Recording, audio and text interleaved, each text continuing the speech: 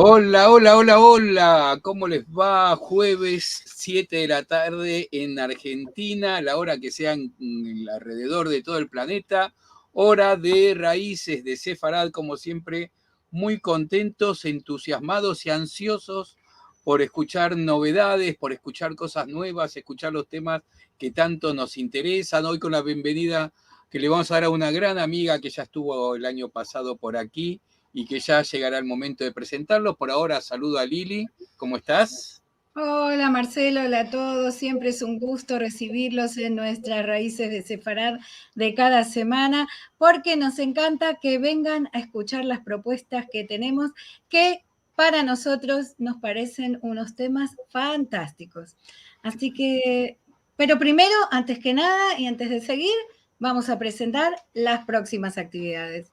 Yo te cuento que estuve chusmeando el PowerPoint que está preparado, va a estar muy entusiasmado, muy interesante todo esto, lo que va a pasar por el lado de América. Ya vamos a llegar ahora, por ahora como siempre agradecer los aportes que hacen los económicos y los no económicos también, los que donan está muy bien, nos viene muy bien, pero también cuando le ponen un me gusta, lo comparten un video, todo eso suma porque promueve que todo esto se vea y cuanto más se vea, más estaremos logrando nuestro objetivo de difusión. Quienes quieran aportar en dinero, lo pueden hacer desde el exterior por PayPal, con tarjeta de crédito, lo pueden hacer en Argentina en pesos argentinos, o por transferencia bancaria en el exterior, en euros.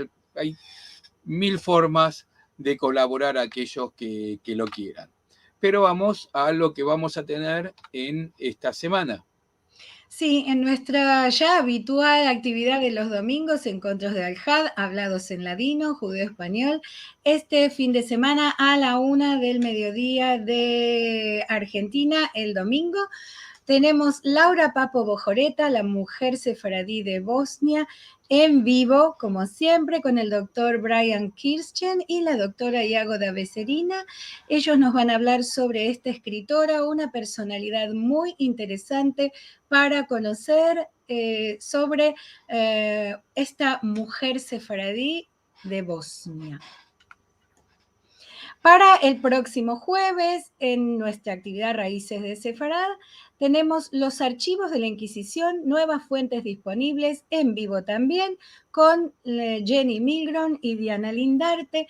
Ellas nos van a contar sobre dónde encontrar nueva información para los que están buscando sobre sus raíces. Así que será un tema también, como cada semana, espectacular y ellas son las mejores para hablarnos de esto.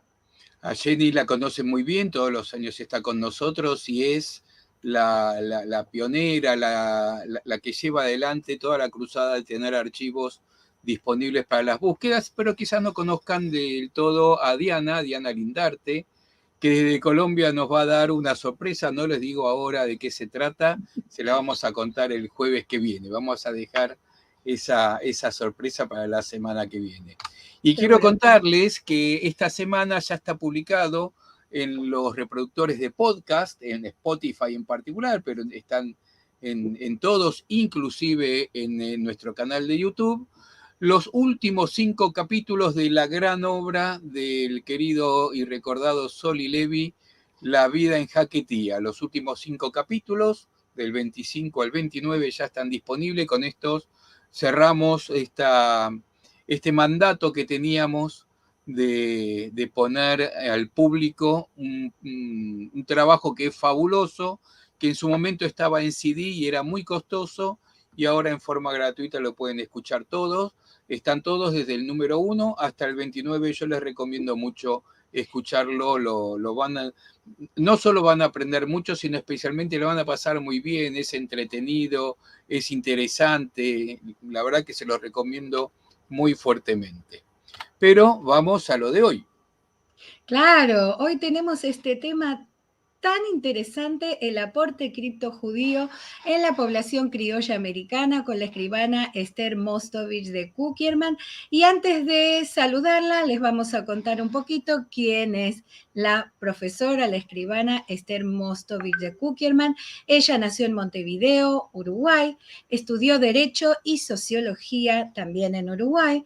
Estudió coordinación institucional en la Universidad de Tel Aviv, idioma y literatura yiddish en la Universidad Estatal de Vilna, Lituania. Ejerció en Uruguay como escribana, es una apasionada del Talmud, lo ha estudiado desde hace muchos años con rabinos y profesores de todas las tendencias. Ha sido coordinador docente y profesor de Talmud y Derecho durante 18 años en el Centro de Posgrados de la Facultad de Derecho de la Universidad de la República en Uruguay y posteriormente en la Universidad Ort Uruguay y también en la Universidad Católica. Ha dado cursos, seminarios, talleres y conferencias en Uruguay y en Buenos Aires. Entre sus libros publicados tenemos Inmigrante tras las huellas de mi padre, Uruguayos de tradición judía y Talmud y Talmud y Derecho en los tomos 1, 2 y 3. Publica en Montevideo, en el Semanario Hebreo, en el portal del Comité Central Israelita de Uruguay y también en Diario Judío de México. Hola, Esther, bienvenida. Hola, ¿cómo estamos? Muy Qué bien. placer, qué gusto verlos tanto tiempo. Nosotros estamos Encantados de que estás contentísimos. con nosotros, verdaderamente. Aparte estamos cerquita. Y sí, cruzar el charco nada más. Cruzar el charco.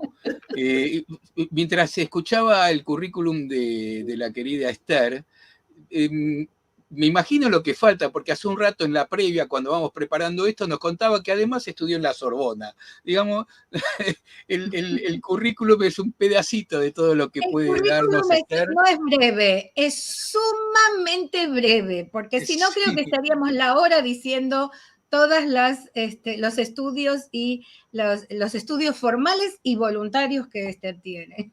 Déjame decir que debe ser de las personas que más saben de derecho internacional relacionado en particular con el tema de judaísmo, Talmud y todo esto, mientras la modestia me hace decir que no, me dice Esther. Esther, ¿cómo estás? Bárbaro, sensacional. Con unas Qué ganas bueno. bárbaras de dar clase, me encanta. Qué bueno, qué bueno. Y seguramente la gente está entusiasmada. Había gente desde hace media hora que decía cuándo empieza. En serio, vas a ver después, al final, cuando veamos los mensajes con las preguntas y esto, vas a ver que esto ha sucedido. Así que, Esther, te dejamos con la gente, escuchando atentamente. Yo te acompaño con el pase de las diapositivas. Cualquier cosa me dices. ¿Sí? Ok, empezá nomás. Muy bien. Un placer estar acá, te lo quería decir. Bueno, muchachos, empezamos la charla. Les voy a hablar, el tema es el aporte criptojudío en la población criolla americana. Y acá lo que vemos, Anita Novinsky, brasilera, la doctora Anita Weingart Novinsky, llegó a su doctorado en Sociología e Historia con el libro Cristãos Novos na Bahía. Acá ven un ejemplar del libro, esto es una edición bastante nueva. Y miren ustedes, una de las cosas que ella dice, la Inquisición terminó en 1821 en Portugal y en España. En América terminó antes, cuando cada país declaró su independencia. Los expedientes de la Inquisición portuguesa en Lisboa, Coimbra y Évora y las visitas inquisitoriales a Brasil y a la colonia portuguesa de Goa en la India estaban en la Biblioteca Nacional de Río de Janeiro, en un sótano. Y ahí, bueno, sufrieron lluvias, roedores, alimañas de todo tipo, hasta que un buen día decidieron llevarse lo que estaba bueno, el material se fue para Portugal, se fue para Lisboa, a un lugar que se llama Archivo Nacional Torre de Tombo, que ahí ven la foto del edificio. Este es el edificio nuevo, ¿eh? Antes, el que estuvo Anita Novinsky era un edificio mucho más viejo. En este edificio se guardan los archivos de la Inquisición portuguesa. Y deben de ser 40 y tantos mil, 42, 43.000 expedientes, algunos muy, muy altos, muy, muy grandes, muy gordos. A ver, seguí. Bueno, esta es Genie Milgrom. Además de los estudios que hizo Anita Novinsky, tomándolos de los archivos de la Inquisición, esta es una investigadora nacida en Cuba, vive en Miami, Genie Milgrom. Ella está realizando ahora un convenio tras otro con las parroquias católicas de Portugal. ¿Saben para qué? Para escanear y publicar en Internet los registros parroquiales de nacimientos, matrimonios, defunciones. Son muy importantes esos archivos, porque ahí dice, por ejemplo, que se casó Juanita del pueblo tal con fulanito de otro pueblo. Y cuando alguien es cristiano nuevo, el archivo dice, se casó fulanita cristiana nueva con José del pueblo de tal.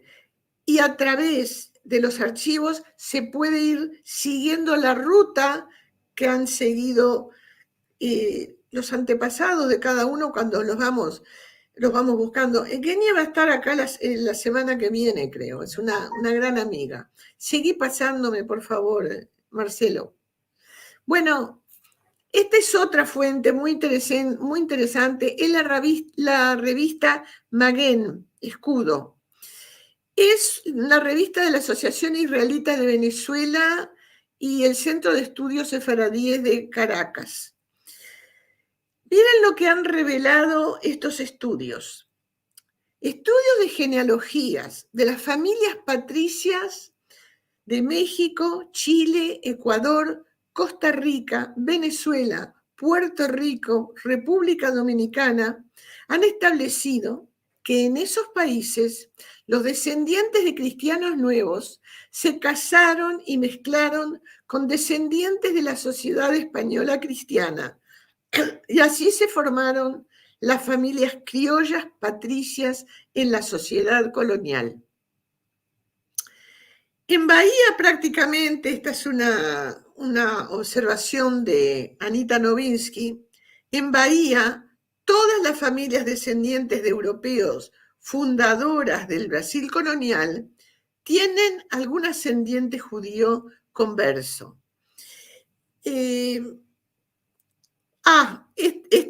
Esta cita, Isaac Benarroch tiene justamente un artículo en una de estas revistas Maguen de 1987, un estudio muy pormenorizado, una aproximación a la historia de los sefaraditas en América Latina. Lo que quiero que quede claro es que los cristianos nuevos se mezclaron con la población blanca, formaban parte de la mayoría española que había llegado a estos países. Está presente en los ascendientes de las familias patricias. Seguí, por favor, Marcelo. Esto es otro libro brasilero, Mouros, Franceses e Judeus, del profesor Luis da Câmara Cascudo.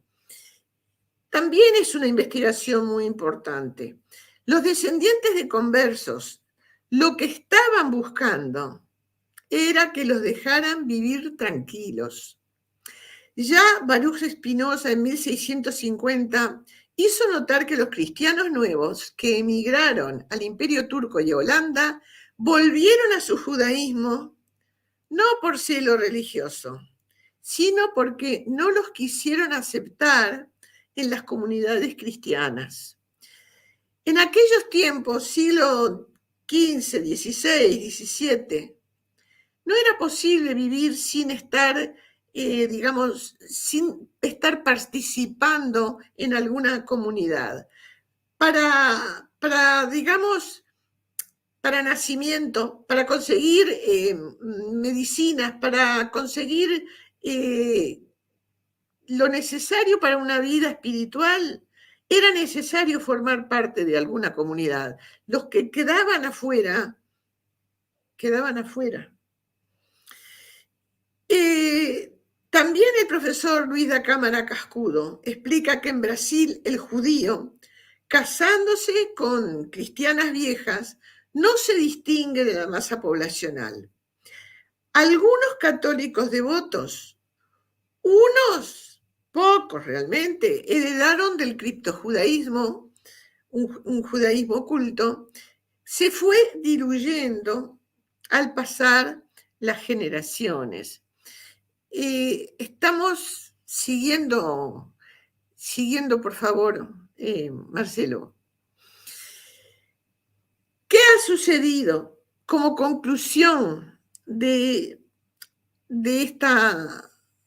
estos antecedentes criptojudíos mezclados en 10, 15, no 10, 15 o 20 generaciones atrás?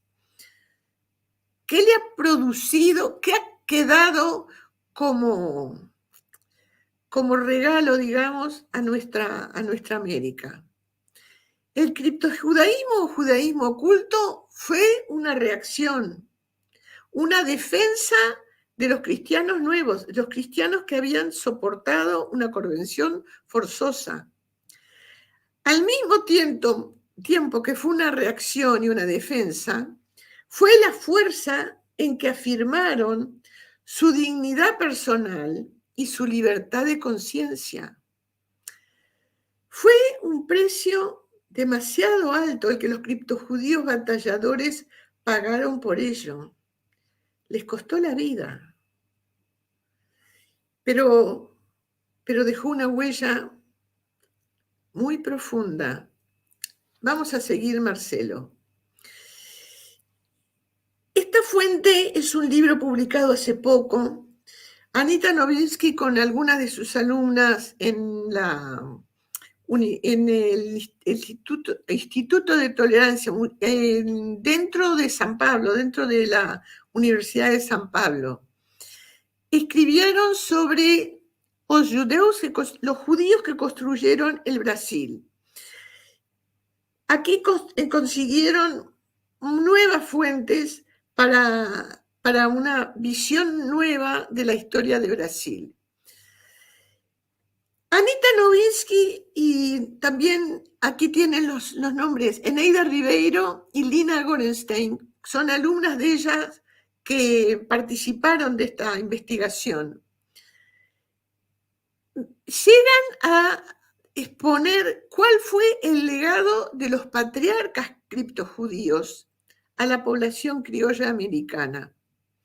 Anita Novinsky habla del patriarca, del hombre de la familia, el patriarca como de un hombre dividido, que sabiendo su origen hebreo, para proteger a su familia, ponía un hijo de cura, otro de militar, alguna hija de monja, y casaba a los demás con toda pompa en la Iglesia Católica.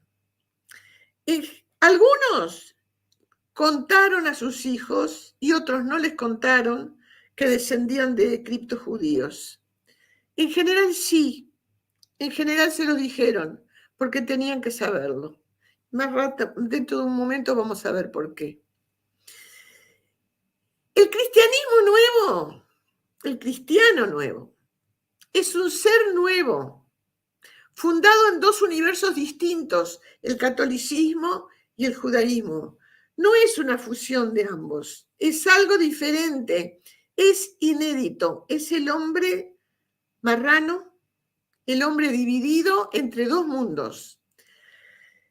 Por un lado, el mundo cristiano, por otro lado, el mundo judío, Y por eso mismo fueron precursores de las ideas de laicidad, de buscar una educación y una ley laica que los dejara libres de la presión religiosa, porque lo que más querían y lo que más buscaron era la libertad de conciencia. Esto es de la profesora Lina Gorenstein, que participó en el libro que recién vieron. Seguimos. Jacques Attali publicó mucho libro en francés. Miren lo que dice. Con el marranismo surgió el intelectual moderno. Es muy fuerte. El marranismo obligó al hombre dividido, a ese hombre que tenía dos orígenes o que tenía dos mundos dentro de sí, le obligó a pensar, le obligó a pensar, a razonar y a decidirse, y eso creó al intelectual moderno. Miren lo que dice Anita Novinsky también. El marranismo fue una de las más hermosas herencias que dejaron al mundo una nueva mentalidad. Marcó el cambio de pensar lo que le ordenan a pensar con la propia cabeza. Y eso es para agradecer. Seguimos. Bueno, esta es Anita Novinsky. Saben que ella falleció hace muy poco, a los 98 años de edad. A los 97 años de edad, ella dictó un curso que yo asistí por internet. Bueno, en aquel entonces se podían tomar algunas charlas por internet de alguna forma. Tuve la suerte de tomarlas. Esto ya es una foto de las últimas épocas de ella. Y una de las enseñanzas que Anita Novinsky toma de la Inquisición es el peligro que existe en cualquier régimen totalitario que no permite la libre iniciativa. La libertad de expresión es uno de los derechos humanos fundamentales de hombres y mujeres. Seguimos, Marcelo. Recién vimos los patriarcas de la América colonial. Acá tenemos que hablar de las matriarcas criptojudías en América. Los archivos de la Inquisición mostraron que más de la mitad de los procesados por la Inquisición fueron mujeres. Muchas sabían leer y escribir, incluso las más pobres. Saben que en la sociedad colonial de los primeros tiempos, las mujeres en general eran analfabetas, no sabían escribir, no sabían leer. Sin embargo, las criptojudías, al revés, sabían leer y escribir. Había mujeres de familias pobres, sirvientas, pero también mujeres de familias ricas, propietarios de tierras, de ingenios azucareros, mujeres de médicos, monjas, curas, dignatarios católicos. En todos los ámbitos de la sociedad americana había matriarcas criptojudías. ¿Querés seguir, Marcelo? Un dato importante.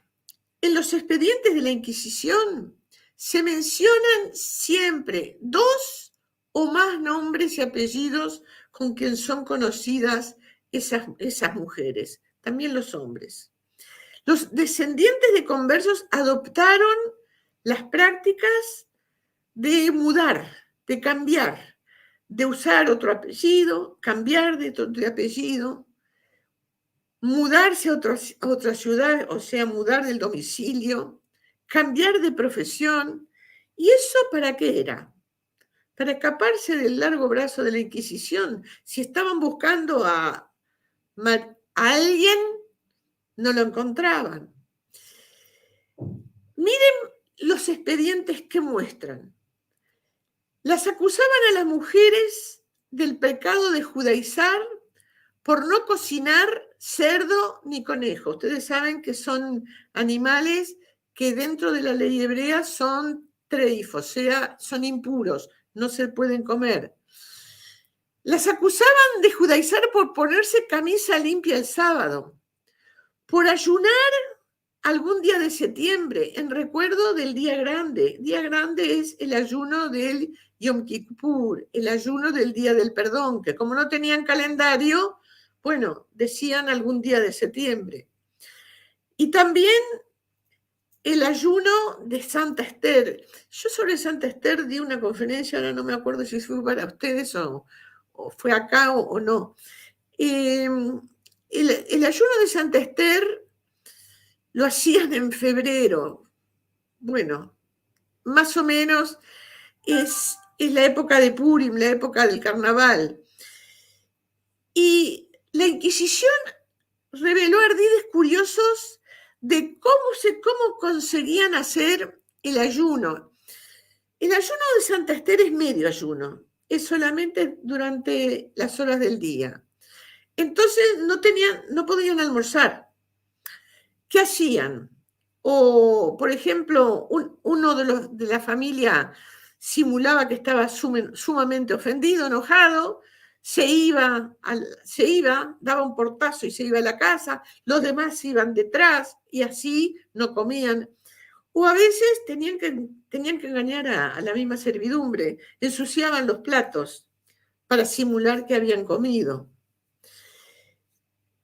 Algunas mujeres contaron a los inquisidores cómo ellas mismas sacrificaban las aves con un corte en el pescuezo, haciendo correr la sangre, según les había enseñado su madre. Lo llamaban costumbre de familia, sin saber que eran leyes hebreas al animal para que no sufra, a las gallinas, a todas las aves de corral, hay que degollarlos, cortarles la vena de acá. A ver, seguí. En los expedientes de la Inquisición, todos los procesados por el delito de judaizar tienen siempre la misma pregunta.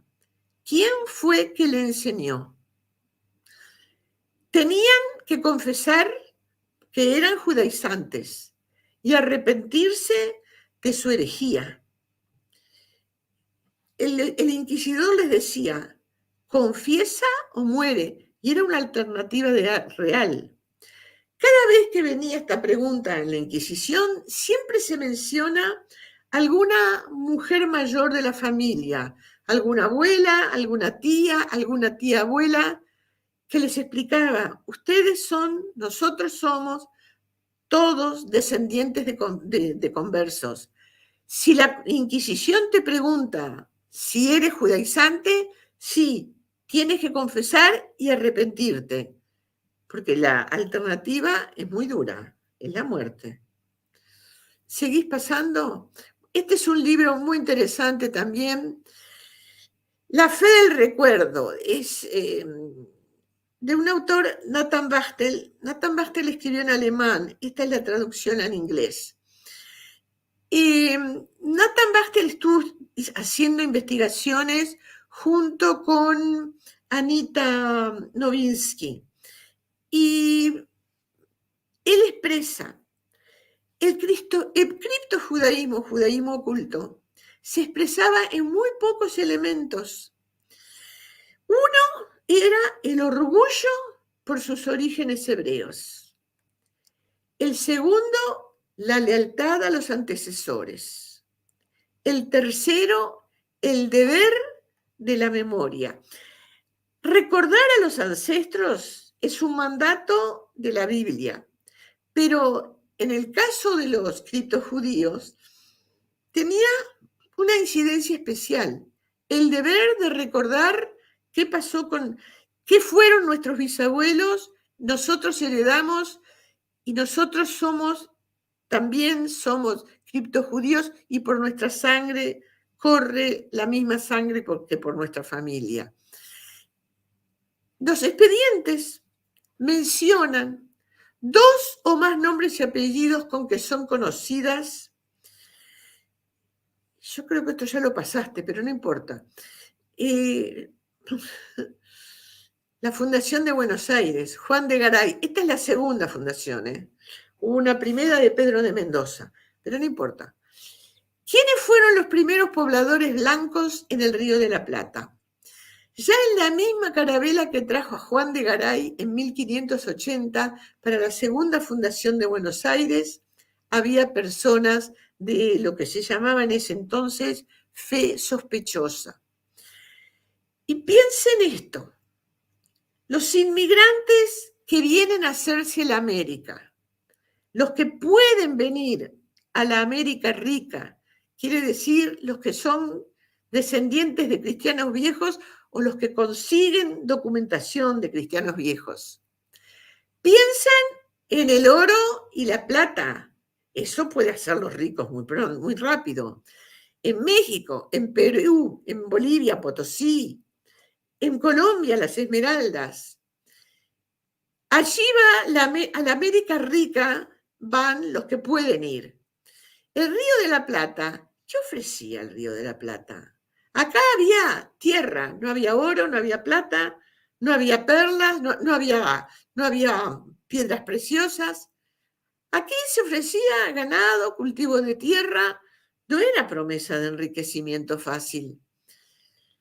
Y no había pobladores que vinieran acá, porque ¿qué venían a hacer acá? ¿Qué pasó? Las autoridades españolas, siempre con hambre de dinero, empezaron a cerrar los ojos a la limpieza de sangre de los colonizadores que aceptaban o que pedían venir al Río de la Plata, para que viniera gente, para que vinieran españoles a colonizar estas tierras, porque teníamos el problema de la concurrencia. También vinieron holandeses, también vinieron portugueses, y querían que viniera gente a colonizar las tierras. Por eso los reyes permitieron no mirar demasiado a la gente que quería venir a estos territorios. A ver, pasa, Marcelo, por favor. El historiador, profesor Boleslao Levin, bueno, ahí hay una foto de él cuando era jovencito, después quedó muy pelado, encontró que los cristianos nuevos pagaron muy bien al rey de España para esos permisos que no miraban demasiado la llamada limpieza de sangre. En 1511 el permiso fue otorgado genéricamente para venir a las Indias, con tal que viniera gente a colonizar. En 1594 el permiso fue dado concretamente para venir al Río de la Plata. Y eran permisos que costaban, sobre todo en 1594, los permisos de inmigración costaban una fortuna. Pero los descendientes de Cristo judíos lo pagaban.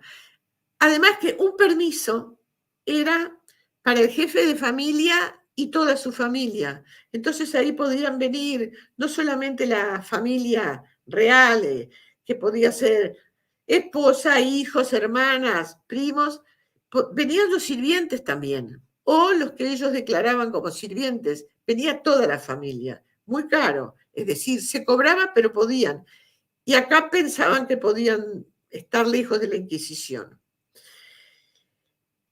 Ahora, ¿qué pasa con el hecho de que nunca pudo llegar a establecerse tribunal de Inquisición en Buenos Aires ni en el Uruguay?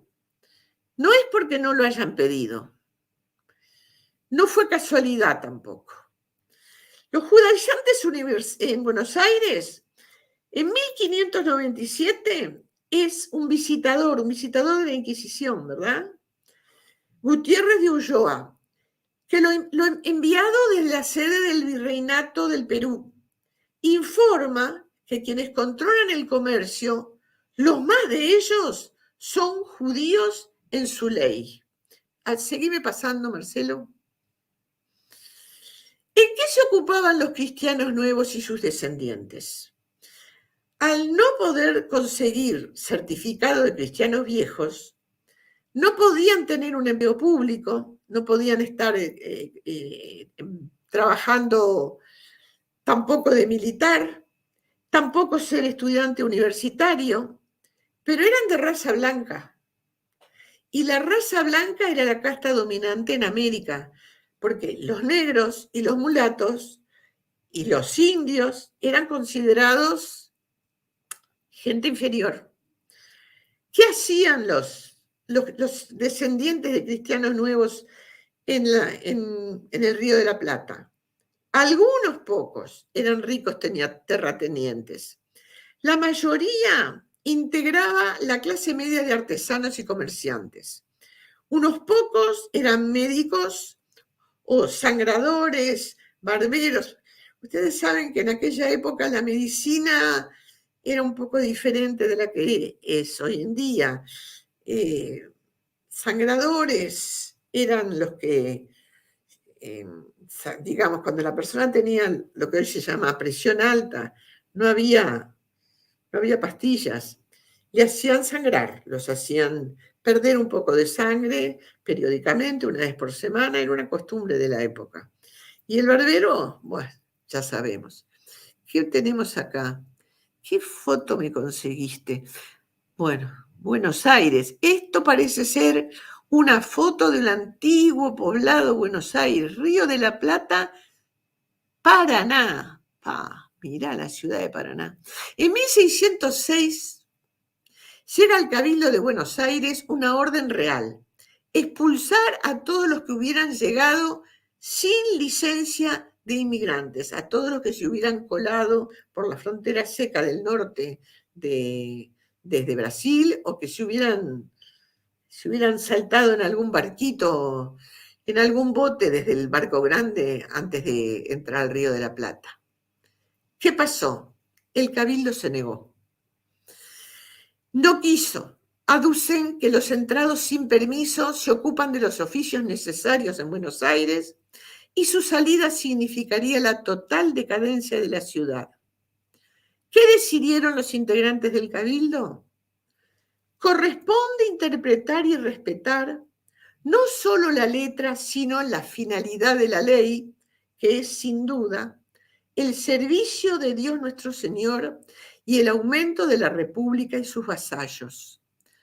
Cualquier cédula real contraria a esa finalidad había que reverenciarla, pero no cumplirla.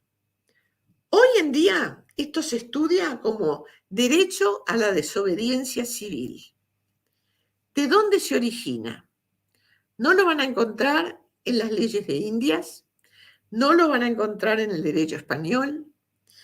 Los rabíes hebreos establecen el derecho a la desobediencia civil en el primer exilio del pueblo hebreo en Babilonia.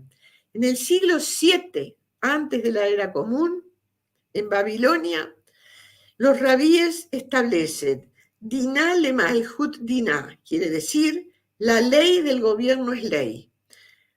A ver, ¿por qué? Porque los judíos estaban bajo dominio extraño, estaban viviendo en Babilonia, pero tenían que vivir de acuerdo a la ley para que la sociedad que los rodeaba y toda la vida se desarrollara en paz y de acuerdo a la legislación del país. Por eso tenían que cumplir, la ley del gobierno los obligaba. Pero hay excepción. ¿Cuál es la excepción? Si las leyes del país en que viven ordenan conductas contrarias a la Biblia, ¿qué puede hacer un judío? Bueno, debe tratar de mudarse a otro país donde existan leyes más acordes con su forma de vida. ¿Y qué pasa si no se puede ir a otro lado, si no le permiten? Ahí corresponde la desobediencia civil. Respetar, pero no cumplir esa ley. Es una decisión de los rabíes del Talmud. Deciden. Si uno está amenazado de muerte, puede dejar de observar el Shabbat, o sea, no trabajar el Shabbat, no cambiar, no hacer cambios en el día dedicado al reposo y a la oración. Puede dejar de cumplir todas las leyes del Pentateuco, salvo 3. Las que prohíben la idolatría, la prostitución o el asesinato. Si lo quieren obligar a un judío a la idolatría, prostitución o asesinato, bueno, que se deje matar antes de cumplirlas. En lo demás, hay que cumplir la ley. Los sacerdotes cristianos en el siglo XVII denunciaban que la mitad de la población blanca de Buenos Aires no eran ni buenos ni viejos cristianos. En 1620 y en 1636 llegó a Buenos Aires la iniciativa de instalar un tribunal de Inquisición. Las 2 veces el cabildo las detuvo, siempre con la misma razón: obedecer pero no cumplir. En 1620 es el Procurador General de las provincias del Río de la Plata y Paraguay quien pide un tribunal de la Inquisición para Buenos Aires. Nuevamente el cabildo no lo dejó seguir adelante. Miren, esto lo dice el padre Pedro Lobú. La falta de vigilancia sobre la pureza de la fe es la causa de que no se investigue a mucha gente que en muchos años no se les ve oír misa, ni cumplir con la iglesia, ni otras muestras de cristianos. La denuncia existe. Seguí, por favor, Marcelo. Bueno, conseguiste una foto, el gobernador José de Andonaegui. Bueno, mírenlo, acá está con peluca blanca, al estilo de ese entonces. La crónica argentina registra en 1748 el último intento de expulsar a los portugueses judaizantes de Buenos Aires. Es el gobernador José de Andonaegui quien reclama y obtiene de España el decreto de expulsión. Pero, cuando eso llegó al Cabildo de Buenos Aires, la aplicación del decreto en Buenos Aires es dejada nuevamente en suspenso por el Cabildo. Bueno, acá tienen al rey Fernando VI, el rey de España. Y qué jovencito está acá. Los jesuitas en 1754, miren que ya estamos en el siglo XVIII, piden en carta al rey de España el establecimiento del Tribunal de la Inquisición en Buenos Aires, diciendo que más de 4.000 judíos viven en la ciudad. Ustedes saben que para ese entonces se estima que en todo Buenos Aires había más o menos 4.000 judíos. Quiere decir que si es verdad lo que dicen los jesuitas, es un dato muy interesante. Quiere decir que miren quiénes son los antecedentes de la población de Buenos Aires. Seguí, por favor, Marcelo. Hasta que en 1776 se establece como sede del Virreinato del Río de la Plata, Buenos Aires fue el puerto menos vigilado de América.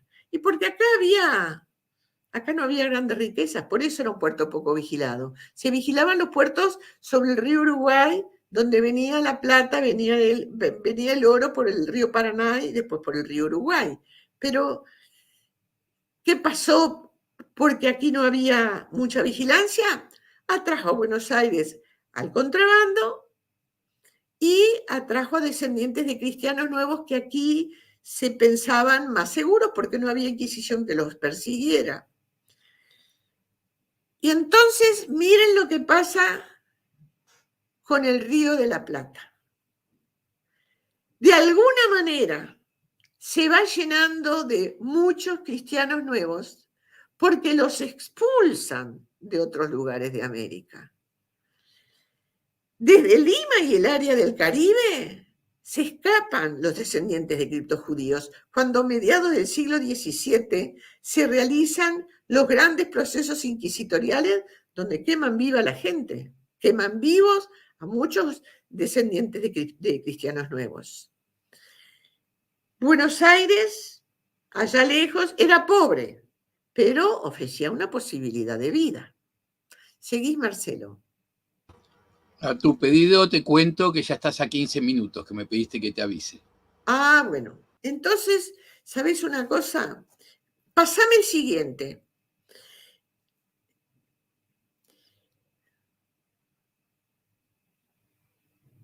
Bueno, no, seguí, uno más.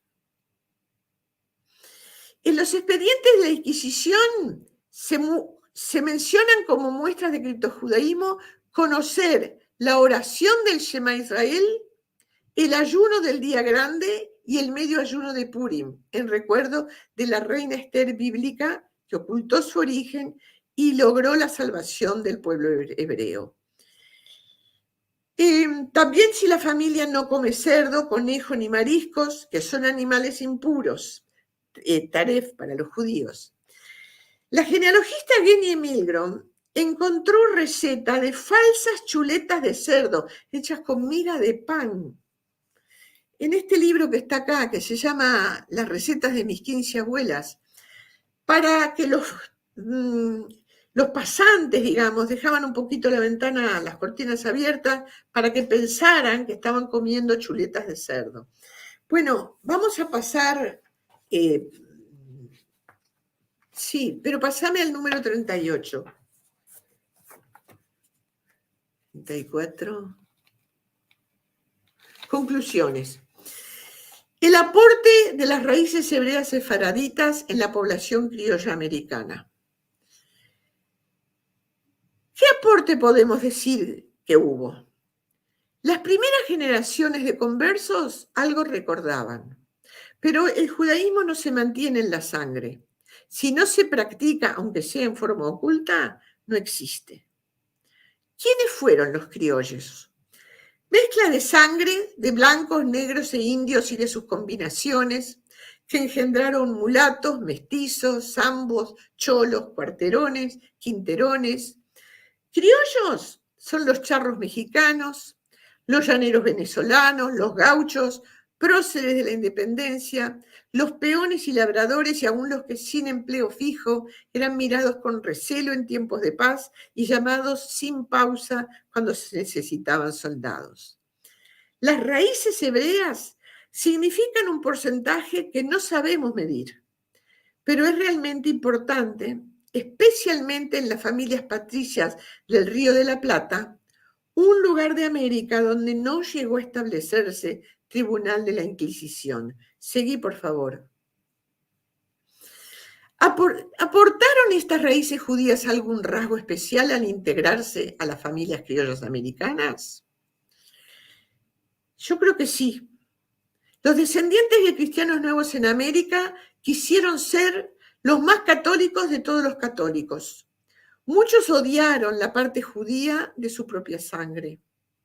Hubo descendientes de conversos que llevaron al extremo esta situación, convirtiéndose en los que mayor furia desplegaron contra los cristianos nuevos. Como ejemplo basta el del gran inquisidor en España, Tomás de Torquemada, que del 1420 falleció en 1498. El antisemitismo es un odio irracional contra el grupo judío. Uno de los efectos de la Inquisición fue generar en los descendientes de conversos como reacción buena parte de la actitud antisemita, que tristemente es uno de los factores que han alimentado y aún alimentan el antisemitismo moderno. ¿Seguís, por favor?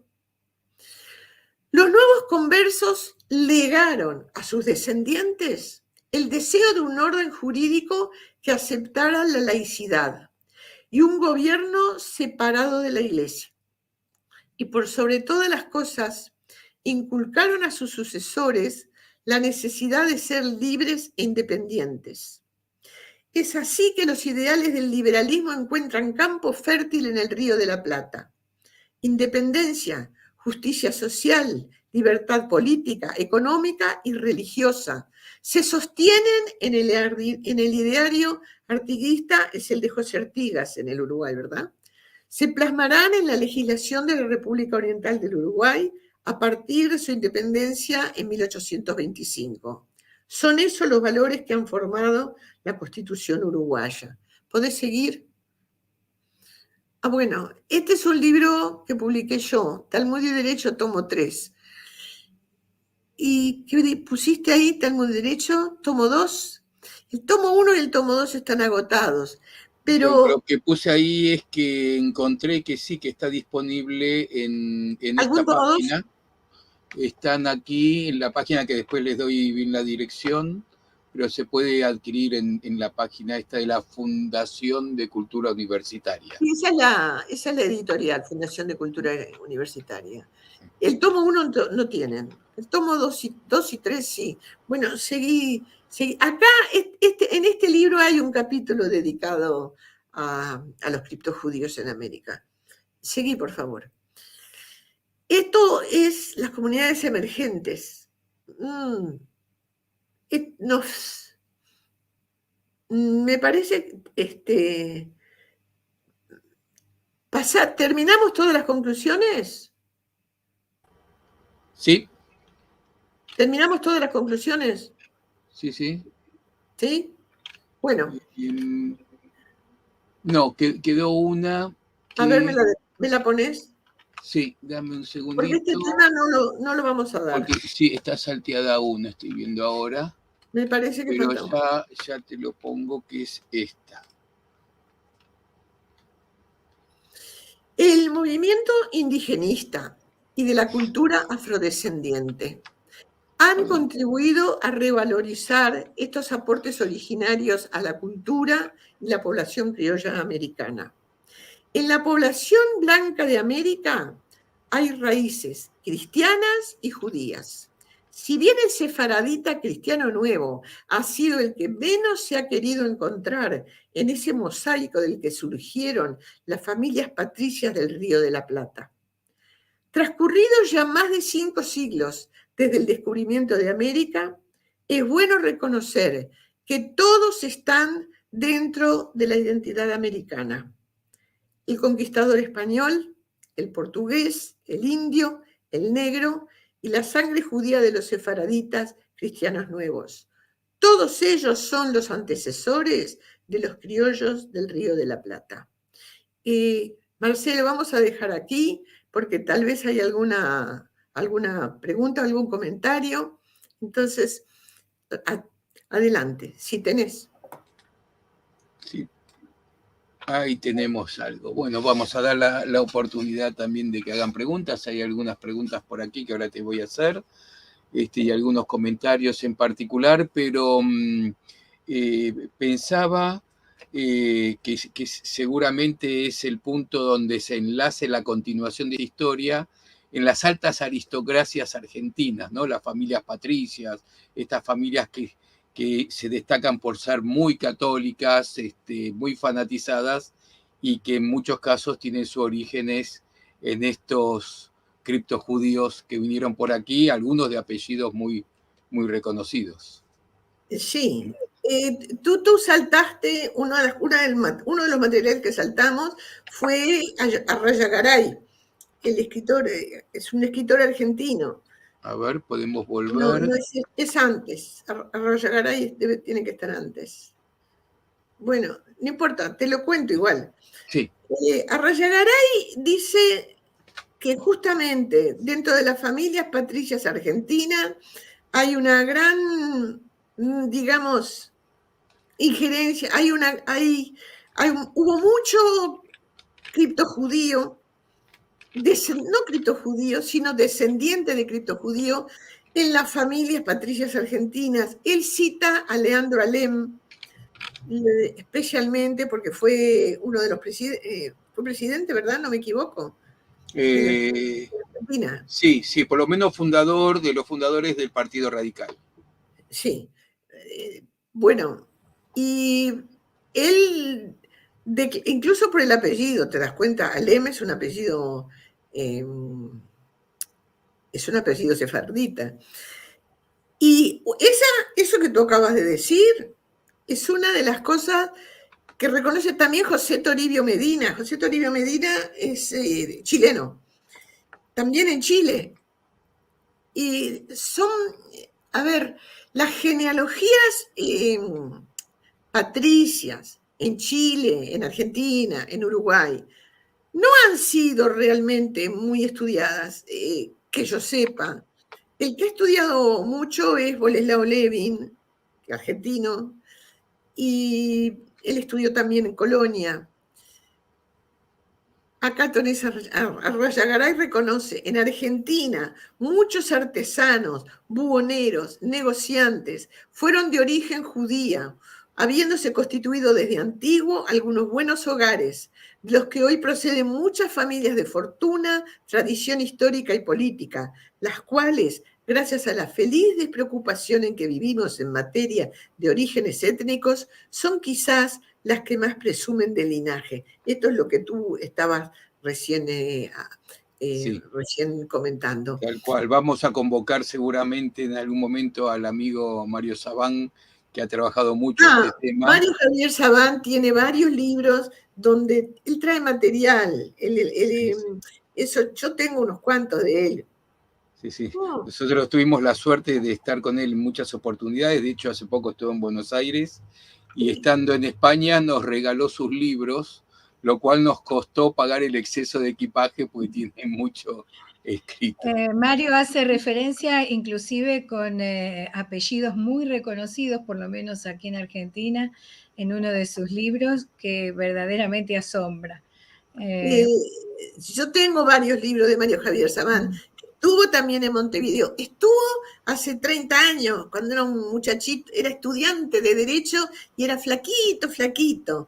Estuvo hace poquito acá, en Montevideo. Sí, sí, sí. Esta Estuvo semana con volvió a nosotros España. también. Estuve, sí, sí. Bueno, ahora se dedica a otro tema. Él ahora, bueno, él Él está filó para mucho el lado. con la Sí, Kabbalah. Con ahora él Kabbalah. filó para la Kabbalah. Pero antes se dedicaba a la historia y investigaba en serio y tiene documentación muy interesante. Sí, sí.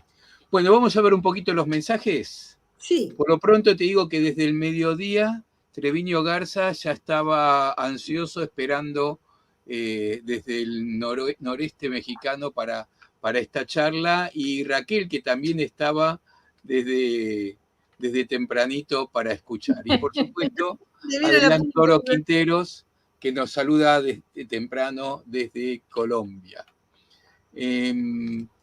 Saluda también a Alan Carcientes desde Caracas, quien además agrega, por lo que cuando contabas vos sobre Anita Novisky, que también estuvo en la Semana Sefaradí de Caracas y que estuvo de visita en su casa. Nosotros también la hemos conocido no hace mucho, ahora unos 5 o 6 años, en Miami la vimos, en una Ella convención. tenía 98 años, estaba en Miami en una conferencia, 97, no sé, o por ahí, una mujer realmente excepcional. Y algo más dice Alan, que bueno, que el padre era el presidente del Centro de Estudios Sefaradí de Caracas, y dice algo más que quiero decir acá, que es que Maguen sigue saliendo, claro que sí, el Centro de Estudios Sefaradíes de Caracas lo sigue publicando, está impreso y digital. Nosotros cada vez que aparece uno en ese Sefarad hacemos los enlaces para que lo lean, así que los invitamos fuertemente a leer. Es una publicación espectacular. Sí, muy buena. Y Excelente material.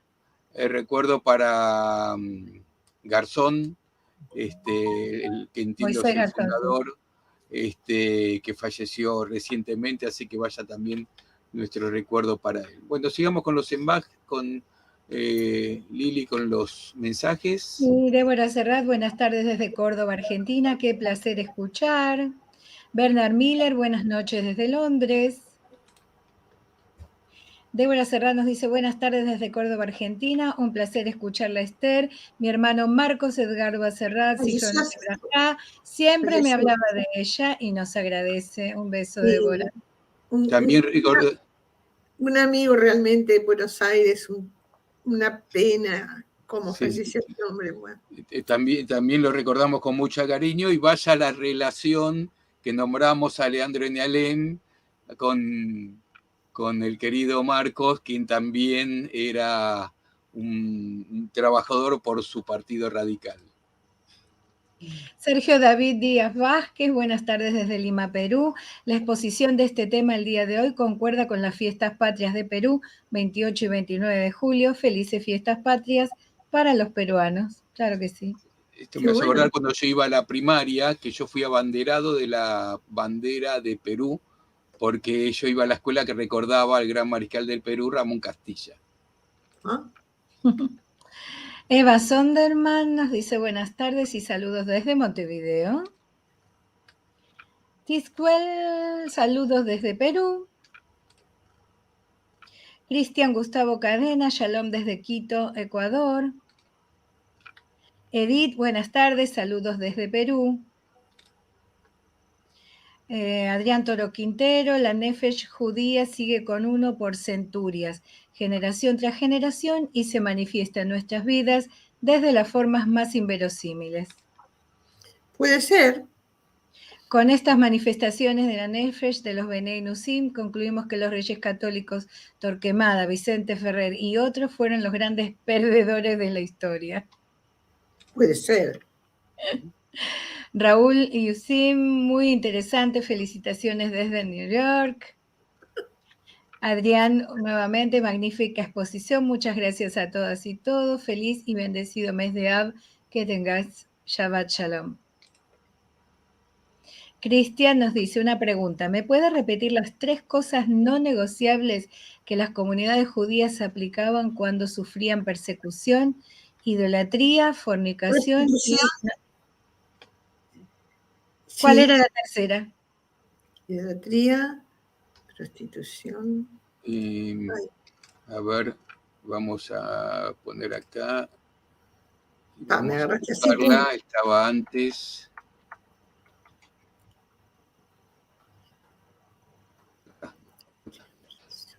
El asesinato, idolatría, prostitución y asesinato. Bueno, cuando me preguntas así, pum. Sí, es difícil retomar el hilo, seguro. No, para eso son buenos el PowerPoint. Sí, pero no es solamente prostitución. Prostitución puede tomarse con prostituir todos los valores que uno tiene en la vida. No es solamente comercio de la carne. Asesinato, a ver, tu sangre es más roja que la de tu vecino. Si te dicen, mata a este otro o te mato a ti. Y bueno, ¿y cuál sangre es más roja? Idolatría, a ver, puede ser un dios pagano y puede ser el dios billete dólar. Es decir, son cosas que las tenemos que mirar con una amplitud de criterio.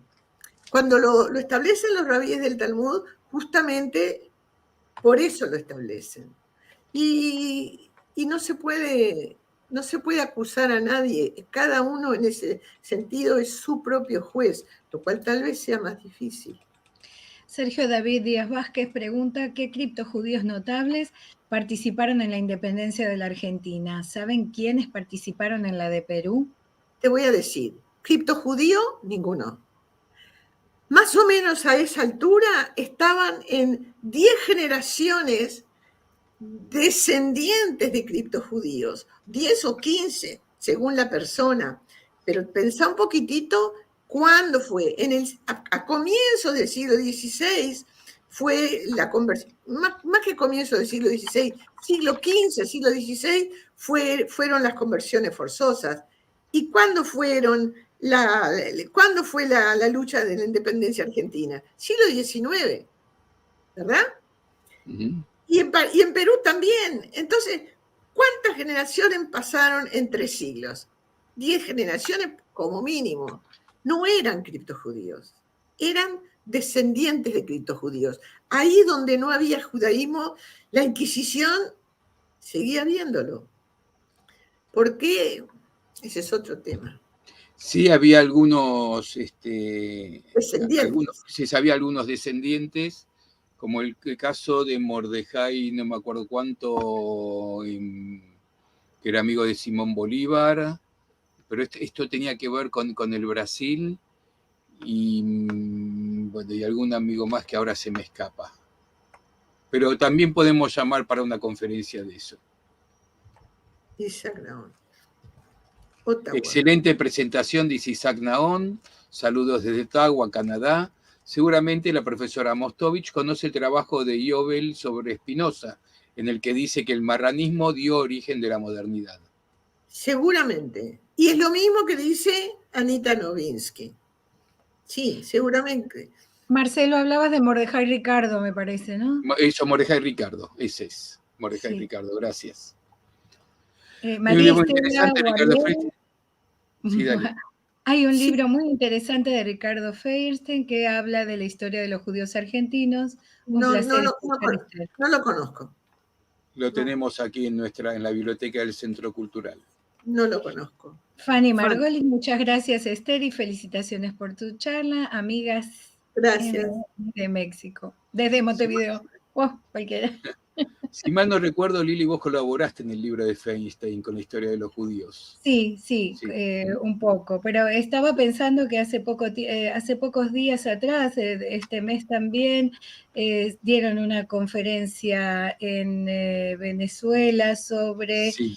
descendientes de criptojudíos, remarcando especialmente esto que dice Esther. Eran descendientes de criptojudíos, pero cuando llegó su época ya no tenían ni recuerdo en la familia. Eran absolutamente cristianos, descendientes de aquellos, y lo vemos hoy también en muchas familias, en muchas personas que de pronto descubren su posibilidad de pasado proveniente de familias judías convertidas voluntaria o involuntariamente al catolicismo, al cristianismo, y sienten esa necesidad de averiguar, de retornar. Tenemos también muchos mensajes en nuestra página preguntando por historias, por apellidos, por genealogías que los relacionen con aquellas primigenias familias que estaban en España y Portugal, que eran judías todavía. Así que Eso es un tema muy interesante, que son las comunidades emergentes, que cada vez hay más y cada vez hay más interés. El otro día cuando estuvimos conversando, Marcelo, yo te comenté de las comunidades, algunas de las comunidades emergentes que recién ahora se empiezan a dar, a saber o a reconocer o a darse cuenta de que allá lejos y hace tiempo tuvieron antecedentes criptojudíos. Se hacen muchos el ADN, las pruebas de ADN. Hay laboratorios, en Buenos Aires hay más de uno, en Miami hay más de uno, en toda América. Ahora, digamos, pasaron 500 años, más de 500 años desde la Inquisición, desde el comienzo de la Inquisición. Recién ahora algunos se están dando cuenta de que sí tenían antecedentes criptojudíos. Algunos no quieren ni saber del asunto, no quieren ni oír hablar del tema. Y otros, por el contrario, buscan, y si van a buscar, te aseguro que encuentran, porque sí hay lo que encontrar. Leonel Silva dice Yabuatov, Javerí, mis saludos desde Lima, Perú. Fanny Margolis, muchas gracias Esther y felicitaciones por tu charla, amigas de Montevideo. Cristian Gustavo Cadena dice muchas gracias. La pregunta es porque en las comunidades judío-cristianas del primer siglo, en Hechos 15 se establece también 3 no negociables para permitir a Goín ingresar a las sinagogas. No a la... Acá. Tiene que haber... no a la idolatría, no a la fornicación, ni comer ahogado o sangre. Bueno, herencia tiene. Seguro. Joao Moreira, Shalom, muy obrigado por la oportunidad de conocer mejor una parte de la historia de 23% de los habitantes de la Amazonia brasilera. Él es uno de los 2 criollos que... carga. Sí, en la Amazonia se ha descubierto hace poco, había por lo menos una comunidad emergente, se llama, que se han casado entre ellos en la zona del Sertão, en el noreste de Brasil también. Son familias que de repente viven lejos, pero saben perfectamente la genealogía de cada uno de ellos y se casan entre sí porque tienen el mandato de la endogamia y de repente tienen costumbres como rezarle a los ángeles el viernes de noche. con plegarias que no son las plegarias comunes de la iglesia cristiana. Son lo que se dice plegarias que inventaron algunas abuelas que sabían que había que rezar algo el viernes de noche, pero no sabían lo que, porque no les había llegado el texto de ninguna oración, pero sabían que tenían que rezar. Y entonces inventaban algo, algún texto que transmitían a sus hijos, y existe de eso, existe y está recogido en algunos de los libros que yo les comenté. Lo que pasa es que, bueno, es imposible en un ratito claro. pequeño dar todo esto, Bueno, pero sí, en la Amazonia hay, sin duda, y en Guatemala, y en Estados Unidos, y en México, y en Chile. Bueno, en bueno, Argentina ahí dice, Isaac Nahón Isaac nos Nahón ayudó. estaba tratando de ayudarte con Mordejai Ricardo Sí. en el momento en que no lo recordabas. Teresa Agnazo, gracias gracias, Esther Teresa. te admiro, querida amiga. El Eva libro de Martín Sonderman. Terra representa la verdad, sí, momentito, el héroe ahí, de Da la Silva, novela. Sí, Maldonado Maldonado da da Maldonado Silva. da Silva. Maldonado da Silva. Fue un personaje real, sí, fue un Sí. personaje totalmente real, que fue llevado a la novela, pero es una vida para la novela. Sí, Hay pero otra el vida más. final es en Perú, pero la mayoría tiene que ver con Argentina y especialmente con Chile. Sí, Él era hay otro personaje más para la novela y se llamó Tomás Treviño de Sobremonte. Esa vida no fue llevada a una novela, todavía no sé por qué, yo lo único que encontré fue libros de historia sobre él. Pero son esos personajes, por supuesto, Tomás Treviño de Sobremonte murió en la hoguera, murió quemado vivo en la hoguera y no aceptó nada que no fuera mantenerse judío. Claro, Maldonado da Silva se hizo conocer con el libro de Marcos Aguinis, la gesta del marrano. La gesta del marrano. Es precioso libro y sí, habrá inventado alguna cosa, por supuesto. No, seguro Bueno, que lo inventó que pasa que en el caso de las novelas históricas entrelaza mucho los huecos que el autor rellena con su imaginación de lo que cita verdaderamente en la obra sobre hechos históricos. Entonces, no hay que tomarlos al pie de la letra, porque para eso están los libros de historia. Pero tienen un componente histórico interesante, más allá de que está novelada y muchas veces partes inventadas, diálogos y todo, que no se toman al pie de la letra, ¿no? Pero consta en los archivos de la Inquisición, Maldonado de Silva se hizo no circuncidar, porque no es una circuncisión completa la que se hacían, es un tajo, solamente un corte, y se lo hacían generalmente con una piedra afilada. Tomás Treviño de Sobremonte hizo lo mismo. Y eso consta en el archivo de la Inquisición.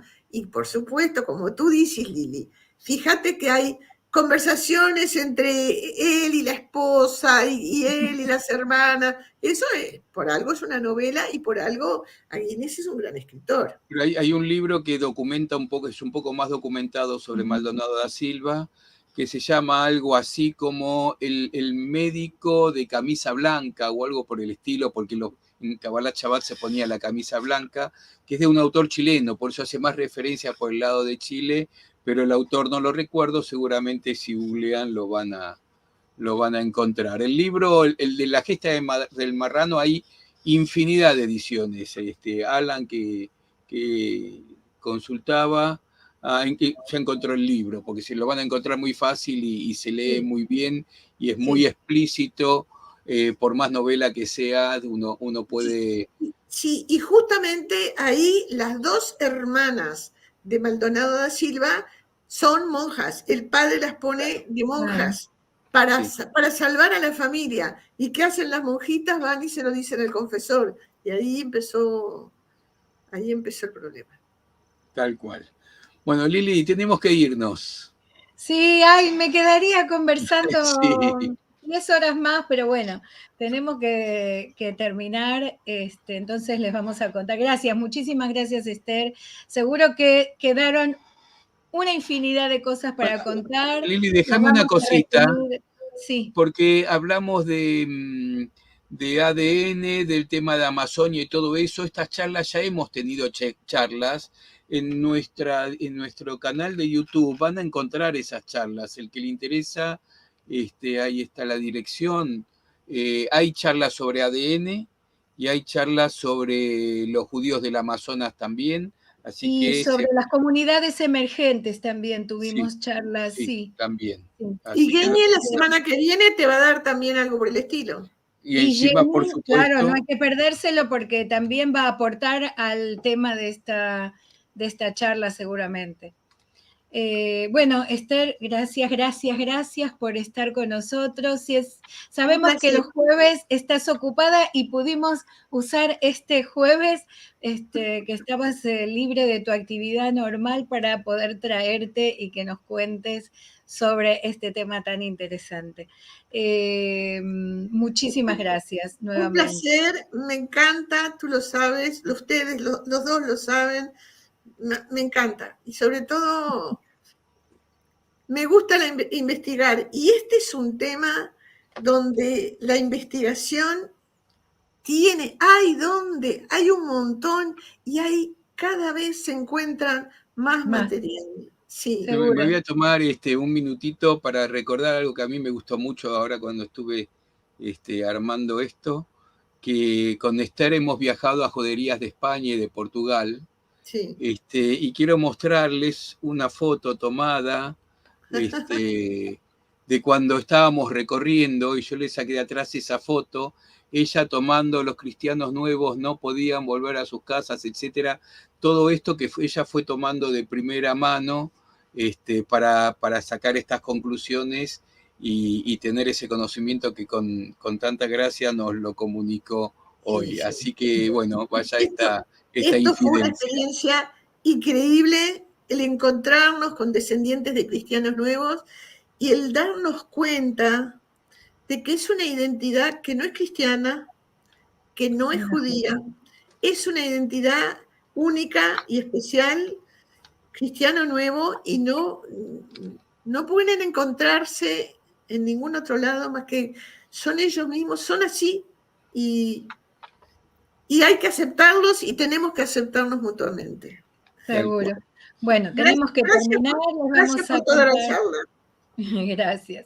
Tenemos que terminar, les vamos a contar que este próximo domingo a la 1 del mediodía, hora de Argentina, más horas de otros países y ciudades están en el anuncio. Vamos a tener en nuestros encuentros de Al-Had hablados en ladino, vamos a hablar sobre Laura Papo Bojoreta, la mujer sefaradí de Bosnia. Ella era una escritora de principios del siglo XX, muy interesante su historia y también sus escritos que dan una semblanza de las comunidades justamente de Bosnia. Esto será en vivo, por supuesto, como cada domingo, con el doctor Brian Kirsten y la doctora Iago de Becerina. Para el próximo jueves, como ya lo repetimos, los archivos de la Inquisición, nuevas fuentes disponibles, en vivo, claro está, con Jenny Milgram desde Estados Unidos y Diana Lindarte desde Colombia. Nos van a contar sobre estas nuevas fuentes de información para buscar que van a estar disponibles o que ya empezaron a estar disponibles. Como anunciaba Marcelo al principio, ya está disponible la quinta y última parte de La vida en Jaquetía. Esta es una obra cumbre de Soli Levi. Les recomendamos mucho que la escuchen. Es divertida por momentos, histórica por otras y da una semblanza de las comunidades del norte de Marruecos que les va a encantar, con música, con charlas, con cuentos, y no se lo pierdan. Y nos vamos con el mensaje de Joao Moreira. Todos estos mensajes quedan, así que esto queda. La seguimos el domingo, la seguimos el jueves a cada instante y a cada segundo en nuestro portal sefarad.com. Muchas gracias a todos, gracias Esther. Un beso muy grande y gracias por la obra que están haciendo. Es magnífico. Beso a todos.